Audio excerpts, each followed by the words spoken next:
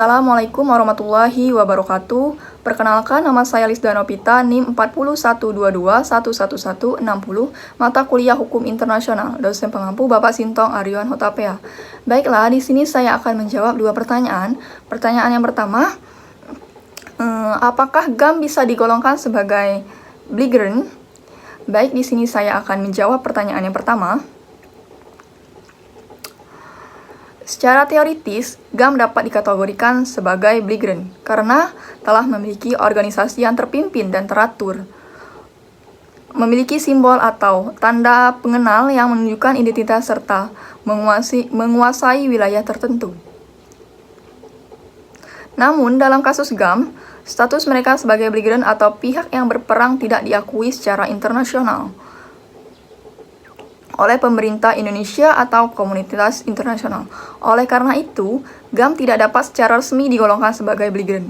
Berdasarkan hukum internasional, sebaliknya, mereka dianggap sebagai kelompok separatis atau pemberontak oleh pemerintah in the Regency Response IGAD, bahwa status hukum suatu kelompok dalam konflik bersenjata dapat kompleks dan dapat berbeda-beda, tergantung pada perspektif dan pengakuan dari pihak yang terlibat dan konflik tersebut serta hukum yang berlaku.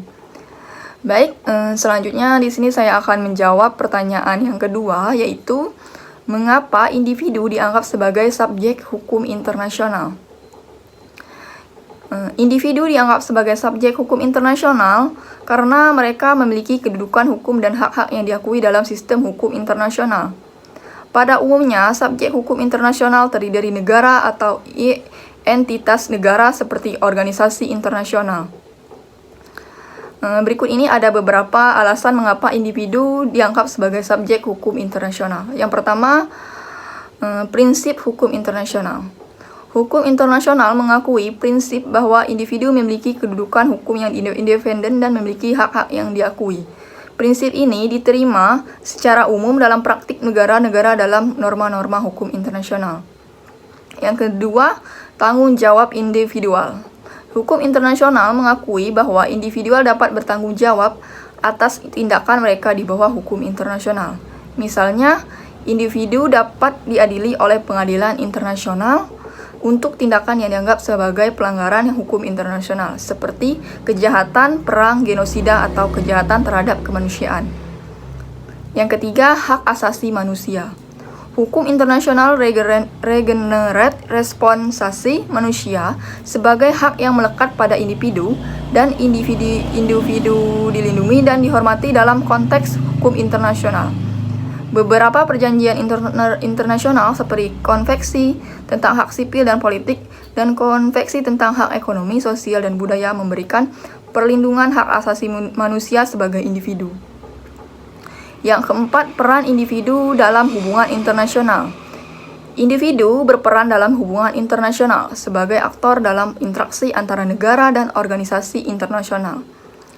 Mereka dapat memiliki hak, kepentingan, dan tanggung jawab dalam konteks hubungan internasional, terutama dalam hal perdagangan internasional, investasi asing, dan migrasi. Itulah beberapa alasan mengapa individu dianggap sebagai subjek hukum internasional.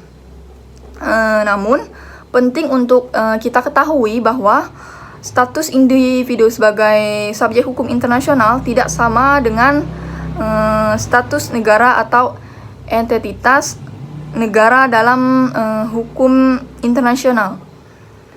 Negara tetap menjadi aktor utama dalam sistem hukum internasional, sementara individu diakui sebagai subjek dan hak-hak dan tanggung jawab yang diatur oleh hukum internasional.